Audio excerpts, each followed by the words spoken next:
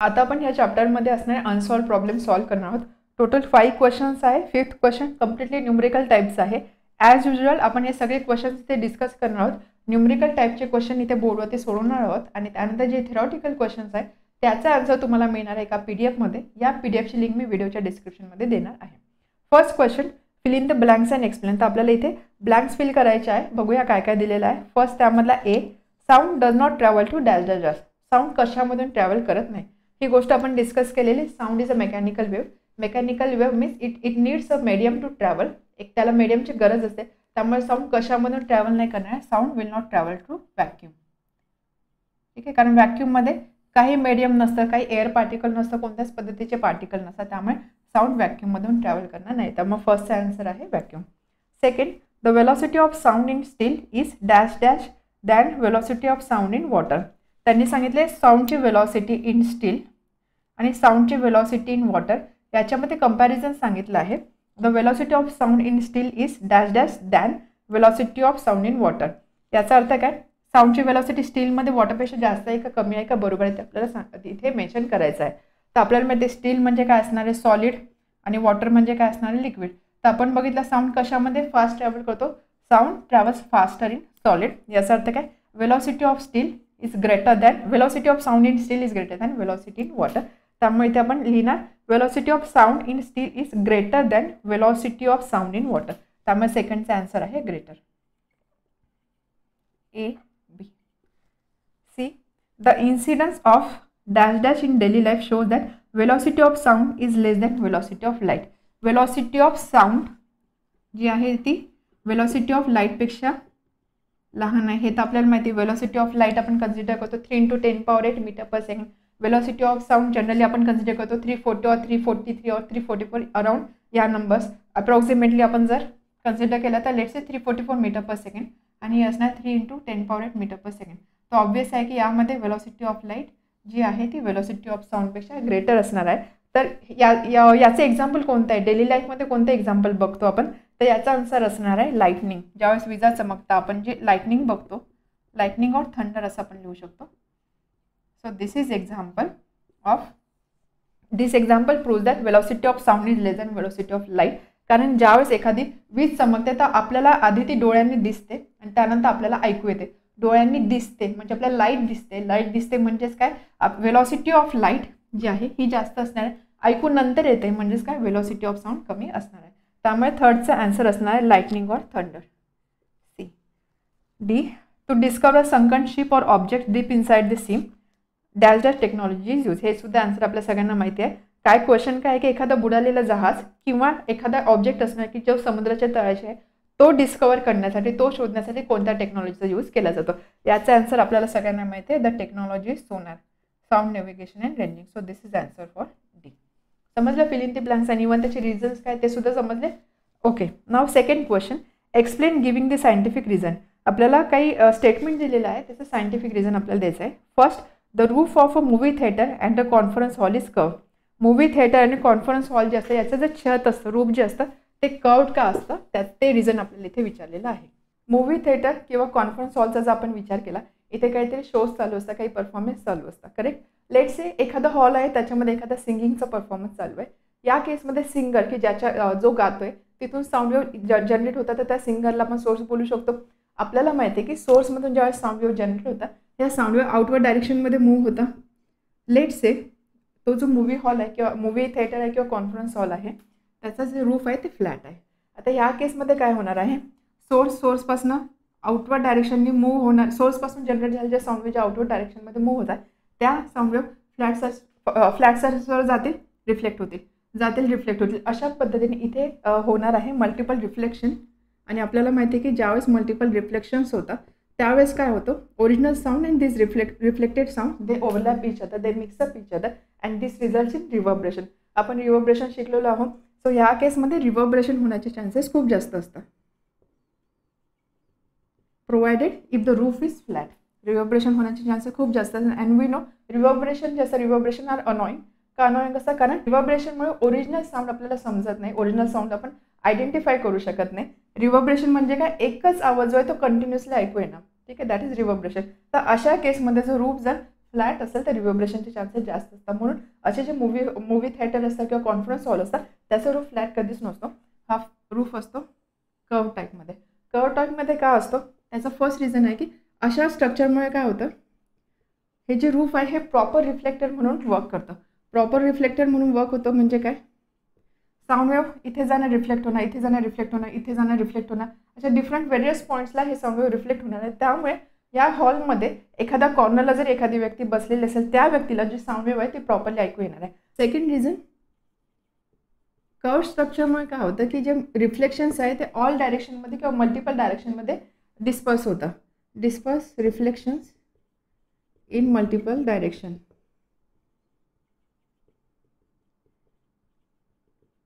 Multiple डायरेक्शनमध्ये reflection disperse होतं, पसरत आहे. त्यामुळे काय होतं, या केसमध्ये हे ओव्हरलॅपिंग जे आहे, overlapping of sound almost reduce होतं. म्हणजे ओव्हरलॅपिंगचे चान्सेस खूप कमी होतात आणि त्यामुळे ओव्हरलॅपिंग होणार नाही म्हणजेच काय, रिव्हर्बरेशन होणार नाही. म्हणजे जो काही प्रोग्राम चालू आहे किंवा जे काही साऊंड वेव्ह तिथे जनरेट होतात त्या ऐकणाऱ्या व्यक्तीला किंवा ऑडियन्सला क्लिअरली ऐकू येते. तर हे रिझन असतं की कॉन्फरन्स हॉल किंवा मग मूवी थिएटर याच्यामध्ये जो रूफ असतो हा रूफ जनरली कर्व शेपचा असतो. समजलं क्लिअर आहे. याच्यामागचं बेसिक रिझन काय, to avoid reverberation. Okay, now second question आपण बघूया काय दिलेलं आहे. The intensity of reverberation is higher in a close and empty room. रिव्हर्बरेशनवरचाच क्वेश्चन आहे की एखादा क्लोज आणि एम्प्टी रूम असेल तिथे इंटेन्सिटी जास्त का असते रिव्हर्बरेशनची. काय रिझन असणार आहे, क्लोज अँड एम्प्टी रूम. एखादा रूम क्लोज आहे आणि एम्प्टी आहे म्हणजे त्यामध्ये काही सामान नाही आहे. क्लोज अँड एम्प्टी रूम असेल, लेट्स से इथे एक साऊंड वेव्ह जनरेट होते किंवा इथे एक सोर्स आहे, इथून साऊंड वेव्ह जनरेट होत आहे. ओके, इथे काही सोर्स आहे, साऊंड वेव्ह जनरेट होत आहे. मग आता क्वेश्चन काय विचारलं की क्लोज आणि एम्प्टी रूममध्ये रिव्हर्बरेशनची इंटेन्सिटी जास्त का असते किंवा त्याचं प्रमाण जास्त का असतं ते आपल्याला विचारलेलं आहे. Close and empty room. आता यामध्ये जर तुम्ही विचार केला रिझन काय असणार आहे, रूम ज्यावेळेस क्लोज असेल एम्प्टी असेल, या केसमध्ये रूम क्लोज आहे त्यामुळे काय आवाज बाहेर जाण्यासाठी चान्स नाही आहे, आवाज आतमध्येच असणार आहे. सेकंड रिझन, एम्प्टी रूम आहे. एम्प्टी रूम आहे म्हणजे काय, लेट्स से रूफ असणार आहे, इथे एक वॉल असेल, इथे एक वॉल असेल आणि इथे फ्लोअर असणार आहे. ज्यावेळेस इथे सोर्समधनं साऊंड जनरेट होतं, हा साऊंड इथे जाऊन लेट्स से इथे एक व्यक्ती आहे, इथे सोर्स आहे आणि इथे एक व्यक्ती बसलेला आहे. साऊंड इथे जाऊन इथे येणार आहे, इथे जाऊन रिफ्लेक्ट होऊन इथे येणार आहे, ह्या वॉलवर जाऊन रिफ्लेक्ट होऊन इथे येणार आहे, इथे जाऊन इथे रिफ्लेक्ट होणार. सो थोडक्यात काय, रूफ आहे, वॉल आहे, अशा गोष्टी आहे की ज्याच्यावरती साऊंड वेव्ह रिफ्लेक्ट होतोय, मल्टिपल रिफ्लेक्शन होतोय. मल्टिपल रिफ्लेक्शन म्हणजेच काय, मल्टिपल रिफ्लेक्शनमुळे काय होतं, ओरिजिनल साऊंड आणि हे जे रिफ्लेक्टेड साऊंड आहे ते ओव्हरलॅप करतात, मिक्सअप करतात आणि त्यामुळे तिथे प्रोड्यूस होतं रिव्हर्बरेशन. रिव्हर्बरेशनचं प्रमाण किंवा इंटेन्सिटी जास्त का असते, कारण एम्प्टी किंवा क्लोज रूममध्ये रूफ असतं, वॉल असतं. आपल्याला माहिती रूफ झाला, वॉल झाला, हे काय आहे, these are hard flat and large surfaces. Hard flat and large surfaces, correct. आणि आपल्याला माहिती hard flat large surfaces they are good reflector. आपण गुड आणि बॅड रिफ्लेक्टर बघितलं, त्यामध्ये आपण बघितलं की हार्ड फ्लॅट लार्ज सर्फेस जसे काही वॉल झाली किंवा मेटल झाले हे काय असतं, गुड रिफ्लेक्टर ऑफ साऊंड असतात. यामध्ये हार्ड फ्लॅट लार्ज सर्फेस म्हणजे आपण रूफ किंवा वॉल कन्सिडर केलं, दे are good reflector of sound. Good reflector म्हणजे काय, ते चांगल्या अमाऊंटमध्ये साऊंड रिफ्लेक्ट करतात. त्यामुळे ह्या केसमध्ये रिफ्लेक्शन जास्त असणार आहे, मल्टिपल रिफ्लेक्शन असणार आहे, त्यामुळे रिव्हर्बरेशन जास्त असणार आहे. आता अजून एक गोष्ट यामध्ये आपण मेन्शन करू शकतो की रूम एम्प्टी आहे, रूम एम्प्टी आहे, रूममध्ये काही सामान नाही आहे. सो लेट्स से रूममध्ये काही फर्निचर नाही आहे, त्यानंतर कर्टन्स नाही आहे, कार्पेट्स नाही आहे, सोफाज नाही आहे. आता ह्या सगळ्या ज्या गोष्टी असतात, या सगळ्या गोष्टी काय असतात, this all things are bad reflectors, right. Bad reflector म्हणजे काय की जे साऊंड रिफ्लेक्ट करत नाही, instead they absorb the sound. ते काय करतात, त्याच्याऐवजी साऊंड ॲब्झॉर्ब करतात. रूममध्ये ह्या गोष्टी नाही आहे, म्हणजेच रूममध्ये साऊंड ॲब्झॉर्बिंग मटेरियल नाही आहे, रूममध्ये साऊंड ॲब्झॉर्बिंग मटेरियल नाही आहे. त्यामुळे सुद्धा रूममध्ये रिफ्लेक्शन मल्टिपल रिफ्लेक्शन तिथे प्रोड्यूस होणार आहे, which will result into reverberation. म्हणून क्लोज आणि एम्प्टी रूममध्ये रिव्हर्बरेशनची इंटेन्सिटी जास्त असते. समजलं. सो थोडक्यात काय रिझन काय की रूम क्लोज आहे, रूमच्या बाहेर आवाज जाणार नाही. रूम एम्प्टी आहे, रूममध्ये सामान नाही आहे, रूममध्ये साऊंड ॲब्झॉर्बिंग मटेरियल नाही. रूममध्ये ज्यावेळेस साऊंड प्रोड्यूस होतं हा साऊंड रिफ्लेक्ट कुठून होणार आहे, रूफपासून रिफ्लेक्ट होणार आहे, वॉलपासून रिफ्लेक्ट होणार आहे. रूफ वॉल हे काय असतं, दिस आर गुड रिफ्लेक्टर. त्यामुळे इथे होणार रिफ्लेक्शन जास्त अमाऊंटमध्ये होणार आहे अँड हेच intensity of reverberation is more in close and empty room. समजलं. Now next question third. Can not hear echo produce in a classroom. क्लासरूममध्ये आपण एको का ऐकू शकत नाही. आता एको म्हणजे काय, ओरिजिनल साऊंड आपल्याला परत परत ऐकू ना, repetition of original sound is called as echo, हे आपण बघितलेलं. एको प्रोड्यूस का आपण क्लासरूममध्ये एको का ऐकू शकत नाही, याचं बेसिक रिझन काय की एको प्रोड्यूस होण्यासाठी आपण एक कंडिशन बघितली. जर आपण 22 डिग्री सेल्सिअस एवढं टेम्परेचर कन्सिडर केलं, ओके, रूम टेम्परेचर आपण कन्सिडर केलं, या केसमध्ये ज्यावेळेस आपल्याला एको ऐकू यायचा असतो किंवा एको प्रोड्यूस होण्यासाठी किंवा एको आपल्याला समजण्यासाठी जो सोर्स आहे आणि जो रिफ्लेक्टिंग सरफेस आहे याच्यामध्ये डिस्टन्स किती पाहिजे, 17.2 मीटर मिनिमम. कमीत कमी डिस्टन्स पाहिजे 17.2 मीटर. ओके, ही एक मस्ट कंडिशन आपण बघितलेली एको प्रोड्यूस होण्यासाठी. आता क्लासरूम जे असतात, क्लासरूम जनरली एवढ्या मोठ्या साईजचे नसतात. क्लासरूमच्या ज्या वॉल्स असतात त्या बऱ्यापैकी जवळ असतात, म्हणजे 17.2 एवढ्या डिस्टन्सवरती वॉल नसतात.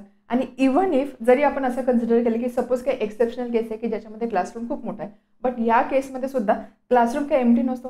क्लासरूममध्ये बेंचेस असतात, राईट, क्लासरूममध्ये स्टुडंट्स असतात, लेट्स से काही कबर्ड असेल, अशा बऱ्याचशा गोष्टी क्लासरूममध्ये असतात. सो लेट्स से एखादा सोर्स आहे, तिथून साऊंड वेव्ह इमिट झाली. आता ज्यावेळेस साऊंड वेव्ह ट्रॅव्हल करते, इथे बेंच आहे, साऊंड वेव्ह बेंचवर येणार आणि बेंचवर येऊन ती रिफ्लेक्ट होणार. म्हणजे काय, साऊंड वेव्ह टोटल 17.2 मीटरचं जे डिस्टन्स आहे ते डिस्टन्स ट्रॅव्हल करू शकत नाही, त्याच्या आधीच ती साऊंड वेव्ह रिफ्लेक्ट होते आणि त्यामुळे क्लासरूममध्ये आपल्याला एको ऐकू येत नाही. समजले रिझन काय, फर्स्ट रिझन काय की एको ऐकू येण्यासाठी कंडिशन काय की सोर्स आणि रिफ्लेक्टर याच्यामध्ये मिनिमम डिस्टन्स पाहिजे 17.2 मीटर. ओके, क्लासरूम जे असतात जनरली स्मॉल साईजचे असतात.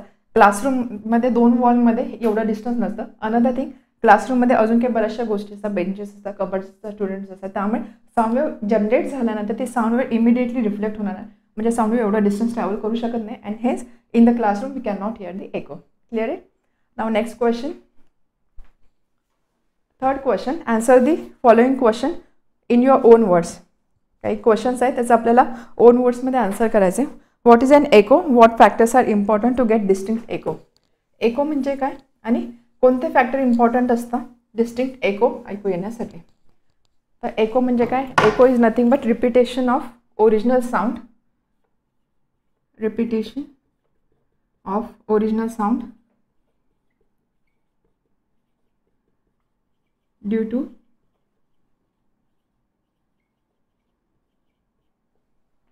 reflection of sound or due to reflection.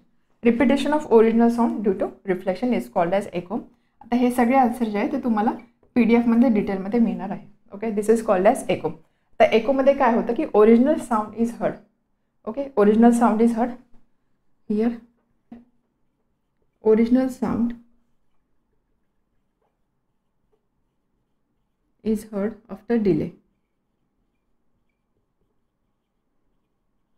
Okay, so this is echo.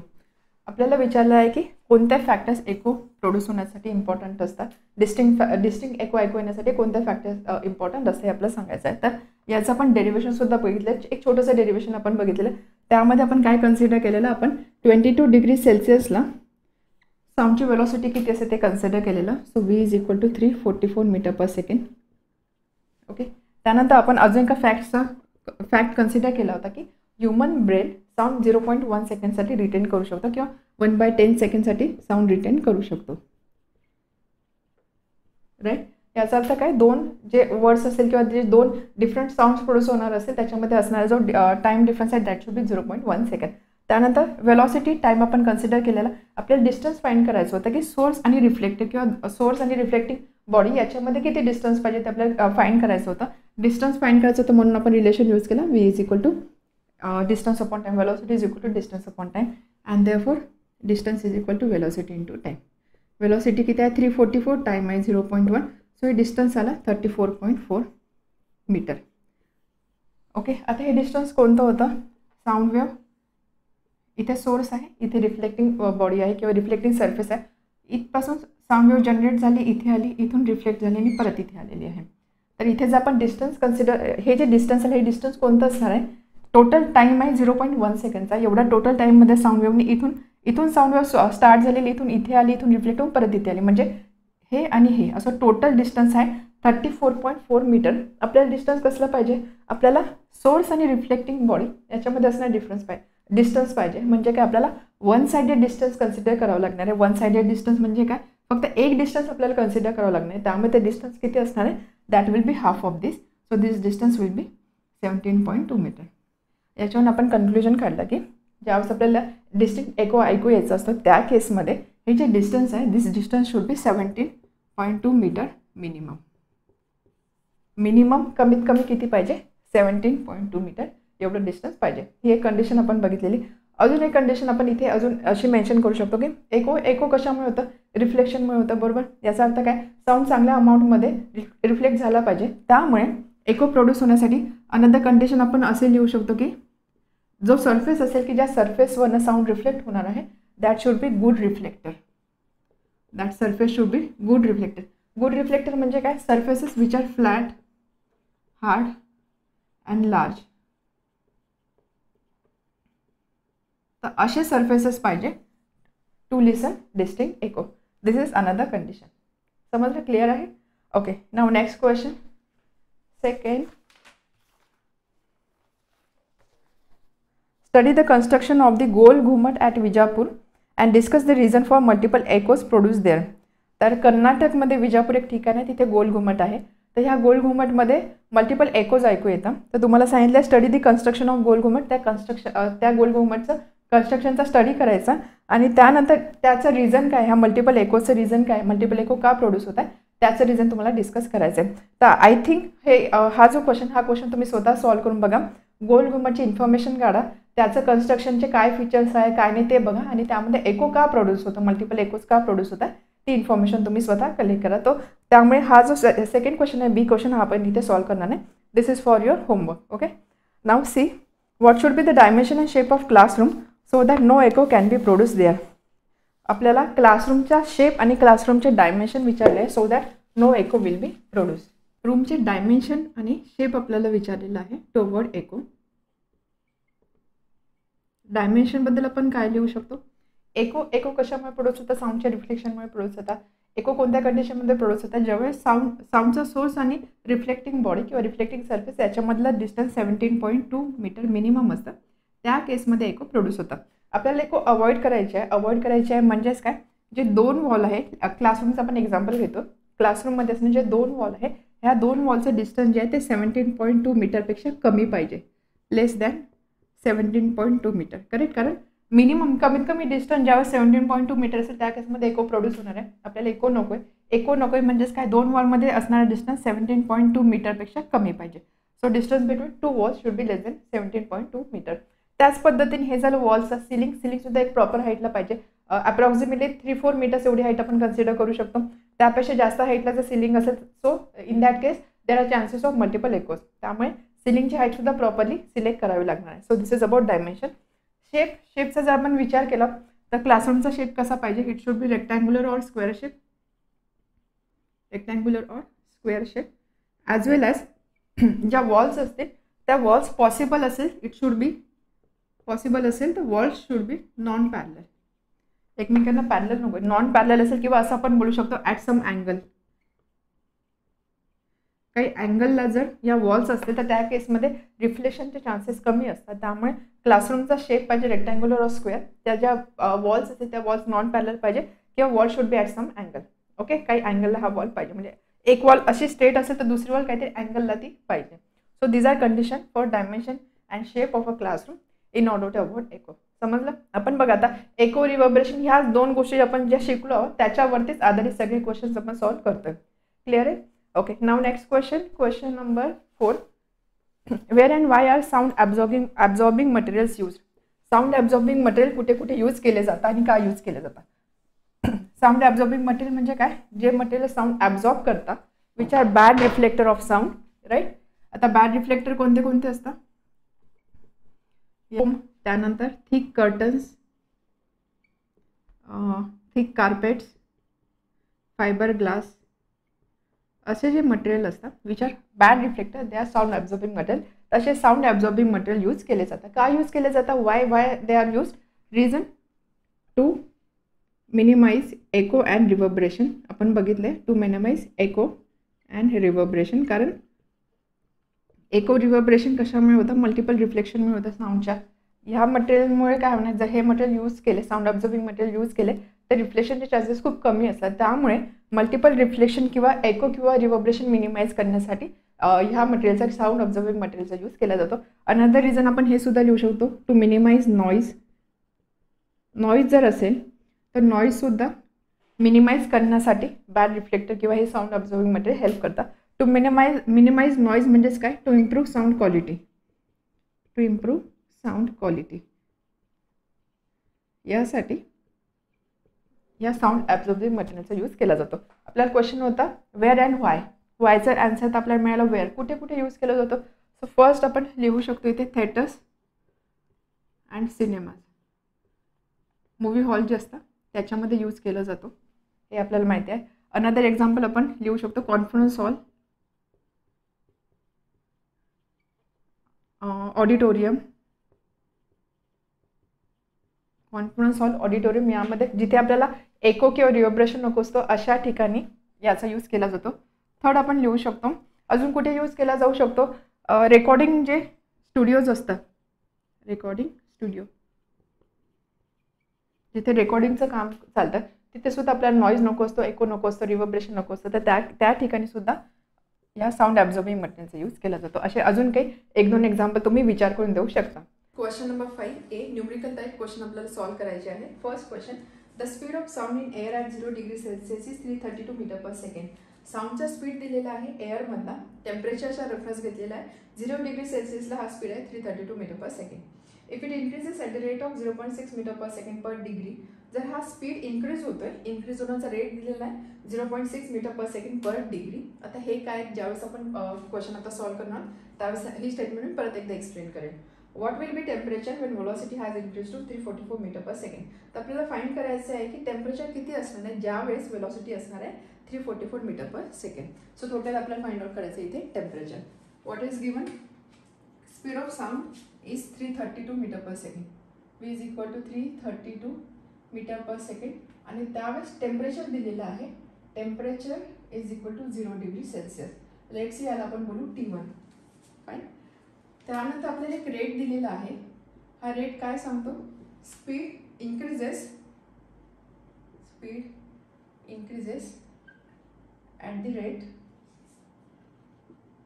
0.6 metre per second per degree. That means for 1 degree rise in temperature, velocity or speed increases by 0.6 meter per second. समजले या स्टेटमेंटचा अर्थ काय, rate of 0.6 metre per second per degree. प्रत्येक डिग्रीला speed किती increase होतं 0.6 metre per second per degree, म्हणजे एका डिग्रीला 0.6 metre per second. Next degree temperature change झालं तर अजून 0.6 मीटर पर सेकंडने वेलोसिटी इंक्रीज होणार. त्यामुळे तिथे दिलेलं आहे for every 1 degree rise in temperature speed increases by 0.6 metre per second. समजली ही स्टेटमेंट काय आहे. त्यानंतर what to find, temperature find करायचं आहे आपल्याला. So let's say this temperature is T2 and velocity increase to 344 metre per second. हे temperature कधी फाइंड करायचं आहे, when velocity is equal to 344 metre per second. त्यावेळेस टेम्परेचर किती असणार ते आपल्याला फाइंड आउट करायचं आहे. क्वेश्चन समजला काय आहे बघा. स्पीड ऑफ साऊंड दिलेला आहे, 0 डिग्री सेल्सिअस असेल त्यावेळेस एवढा स्पीड होता. आपल्याला फाइंड आउट करायचं आहे की ज्यावेळेस स्पीड 344 मीटर पर सेकंड असणार आहे त्यावेळेस टेम्परेचर किती आहे ते आपल्याला फाइंड आउट करायचं आहे. आता टेम्परेचर आपण कसं फाइंड करणार, त्यासाठी एक ॲडिशनल कंडिशन दिलेली आहे की हा जो स्पीड आहे तो इन्क्रीज होतो at the rate of 0.6 metre per second per degree. म्हणजे 1 डिग्री राईज इन टेम्परेचर झाला तर स्पीड वाढणार 0.6 मीटर पर सेकंडनी. अजून 1 डिग्री राईज इन टेम्परेचर झाला तर अजून 0.6 मीटर पर सेकंड एवढ्या अमाऊंटनी स्पीड वाढणार आहे. क्लिअर आहे. तर आपल्याला फाइंड आउट करायचं आहे टेम्परेचर. त्यासाठी आपण आता सगळ्यात आधी यूज करणार या स्टेटमेंटचा. For 1 degree Celsius rise in temperature, speed increases by 0.6 meter per second. आता स्पीड किती चेंज झालेला, स्पीड आधी होता 332 आता झालेला आहे 344. म्हणजे स्पीड किती अमाऊंटने चेंज झाला ते आपण फाइंड करणार. Change in speed is equal to किती स्पीड होता आधी 332 आणि आता स्पीड किती झालेला आहे 344. हा झाला चेंज इन स्पीड. हा स्पीड किती असणार आहे 12. तर चेंज इन स्पीड किती आहे 12 मीटर पर सेकंड एवढा स्पीड चेंज झालेला आहे. समजलं इथपर्यंत? सोपा क्वेश्चन आहे. फक्त इथे ही जी स्टेटमेंट आहे त्यामुळे थोडासा आपल्याला विचार करावा लागतो की एक्झॅक्टली आपल्याला काय करायचं आहे. तर चेंज इन स्पीड किती आहे 12 metre per second. 0.6 metre per second एवढा स्पीड चेंज केव्हा होतोय? एवढा स्पीड चेंज होतोय 1 डिग्री सेल्सिअस रायझिंग टेम्परेचरसाठी. स्पीड आता किती चेंज झालेला आहे 12 मीटर पर सेकंड. तर 12 मीटर पर सेकंडसाठी किती टेम्परेचर असणार आहे? So that temperature is T2 जे आपण ऑलरेडी इथे अजून केलेलं आहे. आता इथे जर बघितलं हे डायरेक्ट रिलेशन आहे. डायरेक्ट रिलेशन आहे त्यामुळे आपण असं लिहू शकतो therefore T2 into 0.6 is equal to 1 into 12. This into this is equal to this into this. ठीक आहे. त्यामुळे आपण लिहू शकतो T2 is equal to 12 upon 0.6, 12 upon 6 upon 10, 120 upon 6. T2 is equal to 20 degree Celsius temperature आहे त्यामुळे ते असणार 20 डिग्री सेल्सिअस. त्याचा अर्थ काय? ज्यावेळेस वेलॉसिटी 344 मीटर पर सेकंड होती त्यावेळेस टेम्परेचर किती होतं? टेम्परेचर होतं 20 डिग्री सेल्सिअस. हे समजलं? हे आपण कसं केलेलं आहे? हे नसेल समजलं तर बघा असं लक्षात घ्या की 1 डिग्री सेल्सिअस आहे. 1 डिग्री सेल्सिअसला स्पीड चेंज इन्क्रीज होतोय 0.6 मीटर पर सेकंड. जसं टेम्परेचर वाढतंय तसा स्पीड वाढतोय त्यामुळे आपण असं लिहिलं की 0.6 मीटर पर सेकंड हा चेंज होतोय फॉर 1 डिग्री सेल्सिअस. मग चेंज जर 12 मीटर पर सेकंड असेल तर टेम्परेचर किती असणार आहे? म्हणून आपण T into 0.6 is equal to 12 into 1 and therefore T म्हणजे T2. So T2 equal to 12 upon 0.6. Answer असणार 20 degree Celsius. So in the end you can write therefore काय विचारलेलं आहे? Temperature when velocity has increase to 344 metre per second is 20 degree Celsius. Now second question B. Neeta heard the sound of lightning after 4 seconds of seeing it. What was the distance of lightning from her? Velocity of sound in air is 340 meter per second. Question काय दिलेला आहे आपल्याला find out करायचं आहे distance of lightning from Neeta. Okay. Lightning म्हणजे काय? वीज चमकली. वीज चमकलेली आहे. आता आपल्याला माहिती ज्यावेळेस आकाशामध्ये वीज चमकते त्यावेळेस सगळ्यात आधी आपल्याला ती डोळ्यांनी दिसते आणि त्यानंतर आपल्याला आवाज ऐकू येतो. अग्री? ज्यावेळेस वीज चमकते बघा ज्यावेळेस आपण बघू आकाशामध्ये आपल्याला आधी ती वीज चमकलेली दिसेल त्याच्यानंतर त्याचा आवाज येतो. हे असं का होतं? इथे सुद्धा आपण हे याचं रिझन जे ते साऊंडच्या स्पीडच्या बेसिसवरती देऊ शकतो. कारण सगळ्यात आधी वीज ज्यावेळेस चमकते त्यावेळेस आपल्याला आधी लाईट दिसते आणि त्यानंतर आपल्याला आवाज येतोय. त्यानंतर आपल्याला आवाज येतोय. याचं रिझन काय? कारण लाईट जो आहे लाईटचा स्पीड खूप हाय असतो. लाईटचा स्टँडर्ड स्पीड आहे 3 into 10 power 8 metre per second. Okay. 3 into 10 power 8 metre per second आणि साऊंडचा स्टँडर्ड स्पीड असतो 340 मीटर पर सेकंड. त्यामुळे ज्यावेळेस लाइटनिंग होणार आहे वीज चमकणार आहे वीज चमकल्यानंतर यामध्ये लाईट फास्ट ट्रॅव्हल करणार का साऊंड फास्ट ट्रॅव्हल करणार आहे? लाईट फास्ट ट्रॅव्हल करणार आहे. बरोबर. लाईट फास्ट ट्रॅव्हल करणार आहे. लाईट फास्ट ट्रॅव्हल करणार त्यामुळे आपल्याला डोळ्यांनी आधी लाईट दिसते आणि त्याच्यानंतर आपल्याला त्याचा आवाज ऐकू येतो. ओके. आता याचा क्वेश्चनचे काही संबंध नाही. जस्ट हे आपल्याला एक स्टेटमेंट दिलेलं होतं त्याचं रिझन काय? ते रिझन मी तुम्हाला सांगितलं.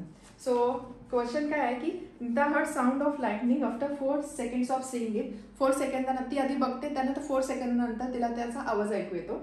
What was the distance of lightning from हर? तर त्या लाइटनिंगचं तिच्यापासून किती डिस्टन्स होतं ते आपल्याला फाइंड करायचं आहे. Velocity of sound in air is 340 metre per second आणि आपल्याला वेलॉसिटी दिलेली साऊंडची एअरमध्ये 340 metre per second. Given velocity of sound is 340 metre per second आणि त्यानंतर तिला ऐकू येते लाइटनिंग आफ्टर 4 सेकंड म्हणजे टाइम किती दिलेला आहे 4 सेकंड. आपल्याला फाइंड करायचं आहे distance of lightning from her. ती जमिनीवर उभी होती तर तिच्यापासून त्या लाइटनिंगचं अंतर किती आहे ते आपल्याला फाइंड करायचं आहे. So to find this distance velocity दिलेली आहे टाइम दिलेला आहे डिस्टन्स फाइंड करायचा आहे. Simple formula velocity is equal to s upon t or distance upon time. Velocity is equal to distance upon time. This implies distance is equal to velocity into time and distance is equal to velocity 340 time आहे 4.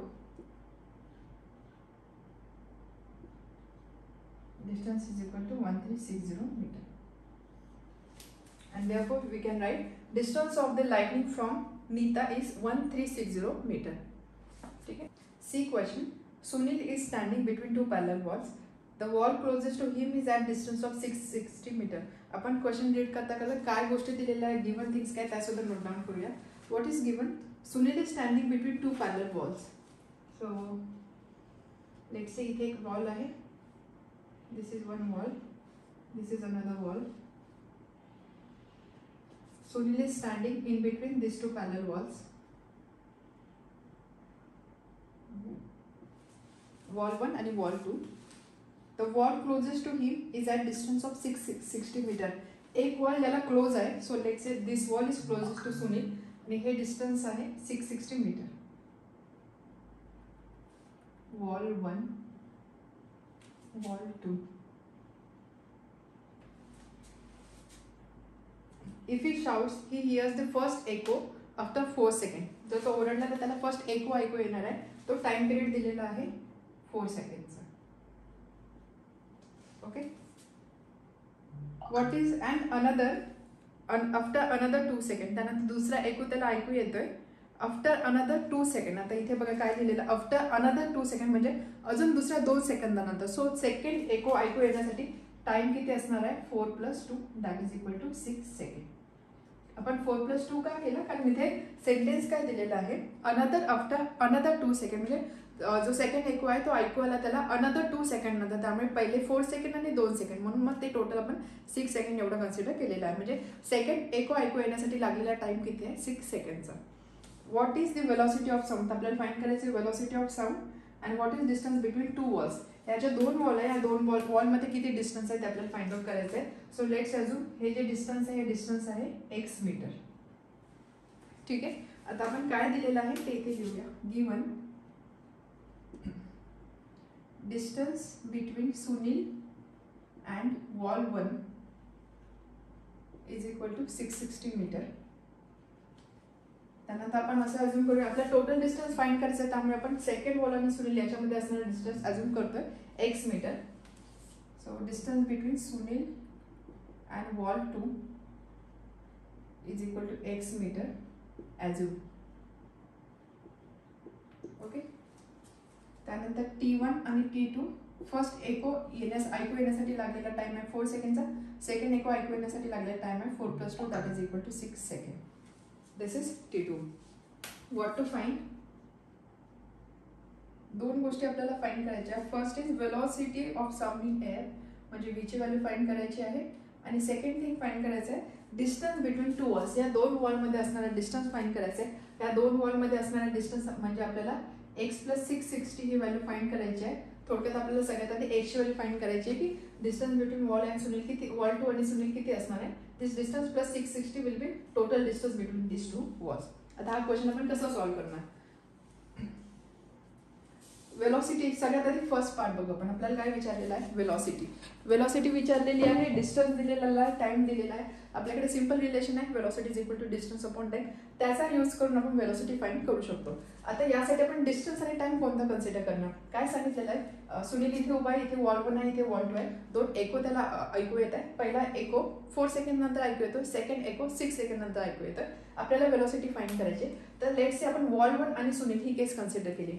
या केसमध्ये distance किती आहे? 660 metre. त्यानंतर एको ऐकू येण्यासाठी time किती लागलेला आहे? 4 सेकंड. आता हा 4 सेकंड टाइम कसा असणार आहे? लेट्स त्यांनी शाउट केलं, त्यानंतर साऊंड असा ट्रॅव्हल झाला, इथे आला आणि इथून परत असा ट्रॅव्हल झाला. So this total is 4 second. Okay. याचा अर्थ काय? याच्यापासून या सोर्स पासून वॉलपर्यंत ज्यावेळेस साऊंड ट्रॅव्हल करतो किंवा साऊंड वेव्ह पोहोचते त्यावेळेस लागणारा टाइम किती असणार आहे? दिस + दिस इज 4. त्यामुळे वन साइडेड किती टाइम असणार आहे? 2 सेकंड. त्यामुळे आपल्याला इथे डिस्टन्स कन्सिडर करायचे 660 मीटर आणि टाइम कन्सिडर करायचा 4/2 that is equal to 2 second. Clear आहे? आपण हाफ टाइम का घेतो? कारण एको आहे. एको आहे म्हणजे आवाज इथून जाऊन साऊंड इथे जाऊन इथे येणार आहे, इथून इथे येणार आहे. 2 वेळेस तो ट्रॅव्हल करणार आहे. त्यामुळे जो टाइम जो आहे तो टाइम आपल्याला वन साइड ट्रॅव्हल जर आपण कन्सिडर केला टाइम आपल्याला हाफ घ्यावा लागणार आहे. त्यामुळे इथे आपण लिहू शकतो since first echo heard after 4 second, this implies time for sound to travel to wall 1 is 4 divided by 2, that is equal to 2 second. Since velocity is equal to distance upon time, distance इथे दिलेला आहे आपल्याला 660 metre upon time is 2, त्यामुळे velocity असणार आहे 330 metre per second. Velocity आहे त्यामुळे ती असणार 330 मीटर पर सेकंड. इथे आपण एस इथे मेन्शन करूया. आपण याला एस बोलतोय. S is equal to 660 metre. This distance is nothing but S.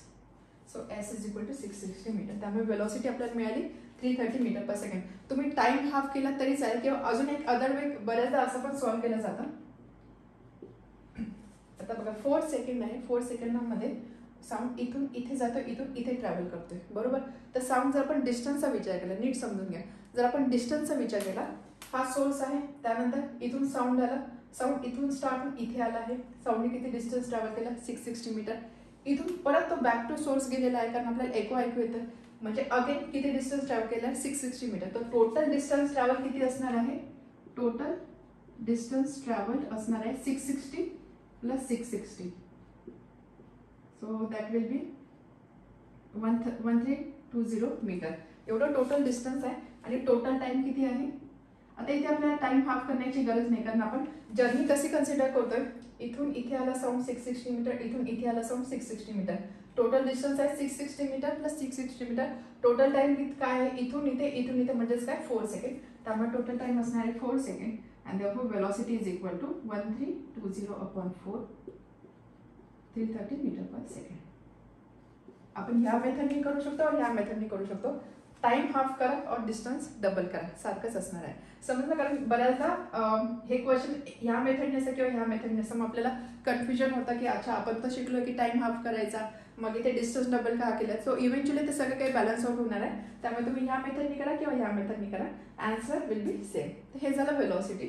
First part तर आपल्याला मिळाला. आता आपल्याला टोटल डिस्टन्स फाइंड करायचं दोन वॉलमधलं. टोटल डिस्टन्स फाइंड करण्यासाठी आधी आपल्याला फाइंड आउट करायचं आहे डिस्टन्स एक्स. एक्स डिस्टन्स कसा फाइंड करणार? डिस्टन्स फाइंड करायचा आहे. आपल्याकडे टाइम आहे. हा टाइम कसला आहे? एको हर्ड होण्याचा टाइम आहे. 6 सेकंडमध्ये आपल्याला एको हर्ड होतोय. म्हणजेच काय? इथून ज्यावेळेस साऊंड निघणार, साऊंड इथे गेला, इथून परत इथे आला. So this total time duration is 6 second. त्यामुळेच आपण वन साइड जर्नी कन्सिडर केली. म्हणजे साऊंड सोर्स पासून निघून वॉलपर्यंत जातं. हे जर आपण कन्सिडर केलं तर त्यासाठी लागणारा टाइम किती असणार आहे? 6/2 that is equal to 3 second. म्हणजे 3 सेकंडमध्ये साऊंड ट्रॅव्हल करतो डिस्टन्स एक्स. ओके, 3 सेकंडमध्ये साऊंड ट्रॅव्हल करतो डिस्टन्स एक्स. तर आपल्याला एक्सची व्हॅल्यू फाइंड करायची. टाइम आहे, डिस्टन्स फाइंड करायचं आहे. आपल्याला काय लागणार आहे? वेलोसिटी. वेलोसिटी आपण कोणती घेणार? यामध्ये आपल्याला जी वेलोसिटी मिळाली हीच वेलोसिटी आपल्याला घ्यावी लागणार. आपण हीच वेलोसिटी का घेणार?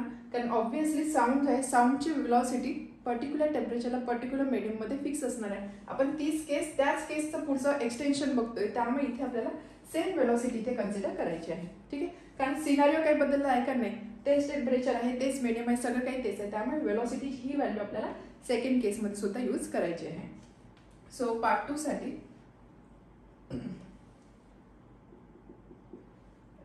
इथे आपण मेन्शन केलेलाच आहे. So let distance between wall 2 and सुनी is x meter. Okay, now velocity is equal to distance upon time. This implies distance is equal to velocity into time. Distance is equal to velocity into time. Since echo heard after 6 seconds, this implies इथे time आपल्याला किती consider करायचं? 6/2 that is equal to 3 second. And therefore S is equal to velocity किती आहे? 330 into time आहे 3990 metre. Again इथे सुद्धा तुम्ही इथे आपण टाइम हाफ केला किंवा तुम्ही असे कन्सिडर करू शकता. इथून साऊंड निघाला, इथून इथे गेला, इथून इथे आला. तो टोटल डिस्टन्स त्याने किती ट्रॅव्हल केला? एक्स प्लस एक्स म्हणजे किती? 2x. Okay, total distance travel केला आहे 2x. टोटल टाइम आहे, टोटल डिस्टन्स इज 2x आणि टोटल टाइम आहे 6 सेकंड. तर velocity is equal to distance upon time. This implies s is equal to v into t.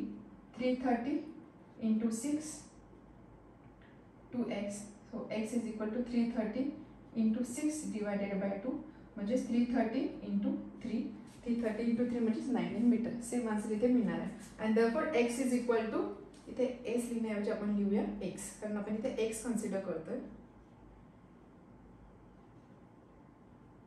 And therefore x is equal to 990 metre. आता हे x कशामधला distance आहे, wall 2 आणि सुनील मधला. आपल्याला डिस्टन्स पाहिजे 2 वॉल मध्ये. Therefore we can write distance between wall 1 and wall 2 is equal to x plus 660, x plus 660 that is equal to 990 plus 660 1650 metre. तर हे झालं 2 वॉलमध्ये असणारा डिस्टन्स. त्यामुळे एंडला तुम्ही आन्सर लिहू शकता. First, velocity of sound is 330 meter per second and distance between two walls is 1650 meter. समजलं question? Now next D. Hydrogen gas is filled in two identical bottles A and B. दोन bottle आहे A आणि B, त्यामध्ये hydrogen gas भरलेला आहे. Bottles identical आहे at the same temperature. Identical बॉटलमध्ये same टेम्परेचरला हायड्रोजन गॅस फिल केलेला आहे, सेम गॅस फिल केलेला आहे. The mass of hydrogen in two bottles is 12 gram and 48 gram respectively. आता हे जे दोन बॉटल आहेत त्यामध्ये असणारा मास किती आहे हायड्रोजनचं ते दिलेलं आहे, ती व्हॅल्यू दिलेली आहे. In which bottle with sound travel faster. तर आपल्याला सांगायचं आहे की कोणत्या बॉटलमध्ये साऊंड फास्टर ट्रॅव्हल करणार आहे. How many times as fast as the other. आणि हे प्रोपोर्शन किती असणार, किती फास्ट ट्रॅव्हल करणार ते आपल्याला इथे डिसाईड करायचं आहे.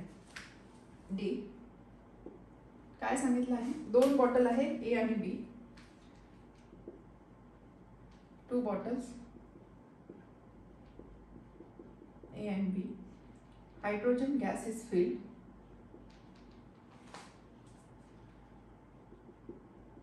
at same temperature. At same temperature. त्यामध्ये दिलेलं आहे mass. Mass of bottle, mass of hydrogen into bottle is 12 gram and 48 gram. 12 gram आणि 48 ग्रॅम असे मासेस दिलेले आहे. तर आपण काय करू, पहिली जी बॉटल आहे त्यामध्ये असणारा गॅसचा मास आपण MA नी दाखवू. सेकंड बॉटलमध्ये असणारा गॅसचा मास आपण MB नी दाखवूया. So M equal to 12 gram, MB equal to 48 gram. Okay. आणि आपल्याला डिसाईड करायचं आहे to find in which bottle will sound travel faster. In which bottle sound will travel faster. Sound will travel faster. आणि आपल्याला ते amount किंवा ते proportion सुद्धा फाइंड करायचं आहे. And by what amount, by what amount. आता विचार करा यामध्ये आपल्याला काय काय करता येईल. आपल्याकडे फक्त एवढीच इन्फॉर्मेशन आहे की हायड्रोजन गॅस आहे, सेम गॅस आयडेंटिकल बॉटलमध्ये फिल केलेला आहे. एका बॉटलमध्ये एवढं मास आहे, एका बॉटलमध्ये एवढं मास आहे.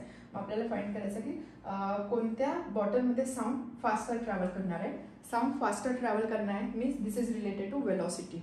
ठीक आहे, वेलॉसिटीची रिलेटेड आहे. आता इथे जर बघितलं वेलॉसिटीशी रिलेटेड कोणत्या कोणत्या गोष्टी आपण बघितलेल्या, टेम्परेचर बघितलेलं, मॉलिक्युलर वेट बघितलं, डेन्सिटी बघितलेलं. इथे आपल्याला मासची व्हॅल्यू दिलेली आहे. त्यामुळे आता विचार करायचं की आपण याच्यामधलं कोणतं रिलेशन यूज करू शकतो. आपल्याला माहिती आपण बघितलं साऊंडचा स्पीड जो आहे 1/√ρ. तर आपण इथे यूज करतोय डेन्सिटी आणि वेलॉसिटी याच्यामधलं रिलेशन. मग आपण इथे आता डेन्सिटीचंच रिलेशन काय यूज केलं, कारण आपल्याकडे मासेस दिलेले आहे. आपल्याकडे डेन्सिटी आणि मास याला रिलेट करणारं एक रिलेशन आहे. माहिती ते रिलेशन काय आहे, डेन्सिटी. डेन्सिटी म्हणजे काय असेल, density is mass per unit volume. Density is equal to mass upon volume किंवा density is mass per unit volume. या रिलेशनचा यूज आपण इथे करू शकतो. कारण बघा डेन्सिटी आणि मास ह्या दोन गोष्टी डिपेंडंट आहे. जसं मास इन्क्रीज होतं तसं डेन्सिटी इन्क्रीज होणार, जसं मास कमी होणार तसे डेन्सिटी कमी होणार, कारण इथे डायरेक्ट रिलेशन आहे. त्यामुळे इथे आपण काय करू शकतो, डेन्सिटीला आपण मासने इथे रिप्लेस करू शकतो. समजते. त्यामुळे आपण इथे लिहिणार V is directly proportional to 1/√m. डेन्सिटीला फक्त आपण काय करतो, मासने रिप्लेस करतो, किंवा असं बोलू शकतो V is inversely proportional to √m. Reason density is equal to mass upon volume. Therefore density is equal to mass upon volume. Therefore rho is equal to m upon volume. Hence V is directly proportional to 1/√m. आता आपल्याला काय करायचं, आपल्याला सांगायचं की कोणत्या बॉटलमध्ये sound fast travel होणार आहे. म्हणजे आपल्याला इथे दोन्ही बॉटलमध्ये साऊंडची काय वेलोसिटी आहे ती वेलोसिटी चेंज करायची. त्यामुळे इथे आपण अजून करूया. Let VA and VB be velocities of sound in bottle A, velocity of sound in bottle A, and this is velocity of sound in bottle B. VB is velocity of sound in bottle B. त्यामुळे आपण इथे असं लिहू शकतो, therefore VA MA आणि VB साठी येणार MB. याला जर मी कंबाईन लिहिलं किंवा याचा जर रेशो घेतला, तो रेशो काय असणार आहे, VA/VB. रेशो घेतोय त्यामुळे 1/√MA divided by 1/√MB. So that is equal to 1/√MA आणि हा MB वर जाणार त्यामुळे होणार √MB. MB/MA. हे झालं वेलॉसिटी आणि मास मध्ये असणारा रिलेशन. ओके, इनवर्स आहे ना, इनवर्स आहे त्यामुळे काय होणार आहे बघा, V1/V2 ज्यावेळेस आपण घेतो इनवर्स रिलेशन असेल आणि आपण दोन क्वांटिटीचा रेशो घेणार तर V1/V2 काय असणार, या केसमध्ये इनवर्स आहे त्यामुळे काय होणार, V1 इथे असणार आहे M1, V2 आहे त्यामुळे इथे असणार आहे M2. सो VA/VB equal to MB/MA. AB BA 1 to 2 1 या टाईपमध्ये. ओके, आता यामध्ये आपल्याला फक्त व्हॅल्यूज पुट करायचे आहे. That is equal to mass 48 12 √4. √4 म्हणजे काय 2. याचा अर्थ काय, VA/VB this ratio is 2. VA/VB 48/12 √4 that is equal to 2. Therefore VA/VB हा रेशो आला 2. याचा अर्थ काय, VA is equal to twice VB. Velocity in A, velocity in bottle A is equal to 2 times velocity in bottle B. याचा अर्थ काय, यामध्ये कसली व्हॅल्यू मोठी असणार आहे, VA ची. That is velocity in bottle A is greater than velocity in bottle B. तर आपल्याला क्वेश्चन काय विचारला होता, क्वेश्चन वॉज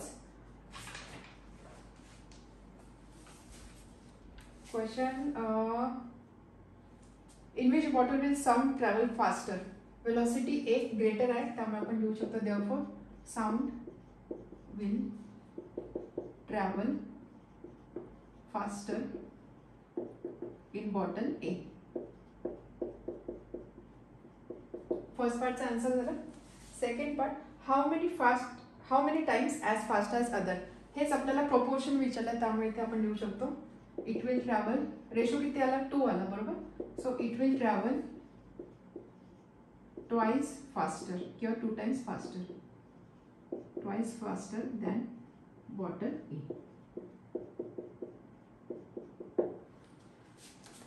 ओके, समजलं काय क्वेश्चन होता. क्वेश्चन मध्ये आपल्याला मास दिलेला होता आणि आपल्याला वेलोसिटी फाइंड करायची होती. मास दिलेलं वेलोसिटी फाइंड करायची, आपल्याकडे वेलोसिटी मासला रिलेट करणारा डायरेक्ट रिलेशन होतं. मग आपण विचार केला आपल्याकडे कोणते कोणते रिलेशन आहे, कोणत्या कोणत्या क्वांटिटीचं रिलेशन आपल्याला माहिती. त्यामध्ये एक रिलेशन होतं डेन्सिटीचं. तर density is equal to mass upon volume. त्यामुळे आपण काय केलं, डेन्सिटीला फक्त मासने रिप्लेस केलं आणि त्यानंतर त्या रिलेशनचं जिथून रेशो घेतला आपण, रेशोवरनं आपल्याला यामध्ये वेलोसिटी मिळालेली आहे. Okay, now next question E. Helium gas filled in two identical bottles A and B. Again दोन आयडेंटिकल बॉटल आहे त्याच्यामध्ये सेम गॅस फिल केलेला आहे helium gas. The mass of gas in 2 bottles is 10 gram 40 gram respectively. तर त्याचा मास सुद्धा दिलेला आहे जस्ट लाईक लास्ट एक्झाम्पल. काय काय दिलेलं आहे बघा. What is given, helium gas is filled in 2 bottles A and B. A and B अशा 2 बॉटल आहे त्याच्यामध्ये हेलियम गॅस फिल केलेला आहे. Mass of gas in 2 bottles is 10 gram and 40 gram respectively. म्हणजे गॅसचं मास म्हणजे M in bottle A is 10 gram. Mass of gas in bottle B is 40 gram. If the speed of sound is same in both bottles. इथे काय सांगितलं की या दोन्ही बॉटलमध्ये जो साऊंड आहे साऊंडचा स्पीड सारखाच आहे. साऊंडचा स्पीड सारखा आहे त्यामुळे आपण असं लिहू शकतो velocity in bottle A is equal to velocity in bottle B. Clear, speed सारखा आहे म्हणजे A मध्ये जो स्पीड आहे तो स्पीड B मध्ये असणार आहे. What conclusion will you draw. तर आपल्याला इथे कन्क्लुजन ड्रॉ करायचं आहे टू फाइंड. आपल्याला हे ज्या गोष्टी दिलेल्या त्याच्यातून काय कन्क्लूड आपण करू शकतो ते आपल्याला कन्क्लुजन इथे फाइंड आउट करायचं आहे. क्वेश्चन समजला?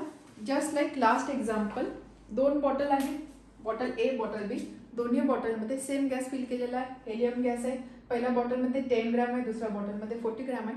त्यानंतर हा गॅस फिल केल्यानंतर त्यांनी वेलोसिटी ऑफ साऊंड चेक केली बॉटल ए आणि बॉटल बी मध्ये. दोन्ही बॉटलमध्ये वेलोसिटी सारखी आली म्हणजे V is equal to V B. आता यावरून आपण काय कन्क्लूड करू शकतो ते आपल्याला इथे विचारलेलं आहे. कन्क्लुजन म्हणजे काय, आपण काय कन्क्लूड करणार, बट कन्क्लूड काय करायचं ते आधी समजलं पाहिजे. कन्क्लूड काय करायचं, आपल्याला वेलॉसिटी दिलेली, मास दिलेले, याचा अर्थ आपल्याला लगेच समजलं पाहिजे की वेलॉसिटी, मास किंवा वेलॉसिटी आणि बाकी कोणत्या गोष्टींमधल्या रिलेशनचा आपल्याला इथे यूज करायचा आहे का. तर आपण वेलॉसिटीची डिपेंडन्सी कशावर बघितली. वेलॉसिटी टेम्परेचरवर डिपेंडंट असते, राईट. वेलॉसिटी डिपेंडंट असते डेन्सिटीवर, आणि त्यानंतर वेलॉसिटी डिपेंडंट असते मॉलिक्युलर मासवर. आता यामध्ये मॉलिक्युलर मास तर आपण कन्सिडर नाही करणार आहोत, आपल्याला टेम्परेचर आणि डेन्सिटी याचा विचार करावा लागणार आहे. डेन्सिटी अगेन डेन्सिटीला आपण कसं एक्सप्रेस करू शकतो, आपल्याला इथे मासेस दिलेले आहे.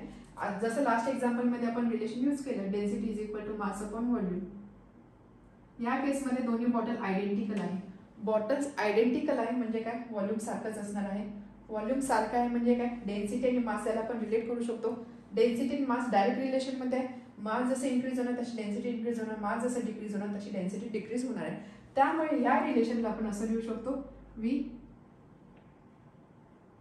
इथे व्ही आणि त्यानंतर इथे आपण डेन्सिटीला रिप्लेस करणार मासने. हे एक रिलेशन आपल्याला मिळणार आहे. V is inversely proportional to root M, V is directly proportional to root T. इथे तुम्ही रिझन देणार, since density is equal to mass upon volume. Bottles identical आहे त्यामुळे volume is same, volume same आहे याचा अर्थ काय, डेन्सिटी आणि मास याच्यामध्ये डायरेक्ट रिलेशन आहे, त्यामुळे आपण यामध्ये डेन्सिटीला मासने रिप्लेस करू शकतो. ठीक आहे. सो हे समजलं आपण काय करण्याचा प्रयत्न करतोय. कन्क्लूड करायचं, बट कन्क्लूड आपण कोणत्या टर्म्समध्ये करणार, काय कन्क्लूड करणार ते आपण डिसाईड करतो. सो व्ही, जर याला मी कंबाईन केलं, हे एक आणि हे एक रिलेशन, याला कंबाईन केलं तर असं लिहू शकतो, टी आणि इथे असणार आहे एम, राईट. बघा, V is directly proportional to root T आणि V inversely proportional to root M. त्यामुळे जर ज्यावेळेस हे दोन मी कंबाईन करण्याचा प्रयत्न करते, इथे फक्त मला काय करावं लागणार आहे, V directly proportional root T upon root M. So V is directly proportional to under root T upon M. V A आणि V B, therefore V A upon, okay. अजून यामध्ये आपल्याला काय दिलेलं आहे, since V A is equal to V B, since V A is equal to V B, त्यामुळे आपण असं लिहू शकतो, इथे T A upon M A is equal to T B upon M बी. समजतंय? वेलॉसिटीचं हे रिलेशन आहे. त्यानंतर वेलॉसिटी इक्वल आहे म्हणजेच काय, हा रेशो सुद्धा इक्वल असणार आहे, root T A upon M A is equal to root T B upon M B. And therefore root T A upon M A is 10 is equal to root TB upon MB is 40, and hence root TA upon root TB is equal to root 10 upon 40. Terms rearrange केल्या, TB ला इकडे पाठवलं आणि 10 ला इकडे पाठवलं. हे असं नसेल समजत तर बघा, हे काय आहे, root TA upon root 10 that is equal to root TB upon root 40. मग आता मी काय केलं, फक्त TB इथे पाठवला आणि ही टर्म इकडे पाठवली. रूट 10 अपॉन रूट 40 म्हणजेच काय, under root 10 upon 40. This ratio is 1 upon 4, 1 upon 4 रूटच्या अंडर आहे, मग रूटच्या बाहेर काढलं ते काय होणार, 1/2. So root T A upon root T B is equal to 1/2. आपल्याला यामधून काय मिळतं, आपल्याला टेम्परेचरमधलं रिलेशन इथे समजतंय. जर मी याला स्क्वेअर केलं तर असं लिहू शकते, therefore T A upon T B. जर मी स्क्वेअर केला, स्क्वेअर रूट साइन रिमूव्ह होणार आहे, 1/2 आहे, 1/2चा स्क्वेअर होणार आहे 1/4 स्क्वेअरिंग. तर आपण थोडक्यात कन्क्लुजन कोणत्या टर्म्समध्ये काढलं, पण टेम्परेचरच्या टर्म्समध्ये कन्क्लुजन काढलं. And therefore T B is equal to 4 times T A. T B is equal to 4 times T A.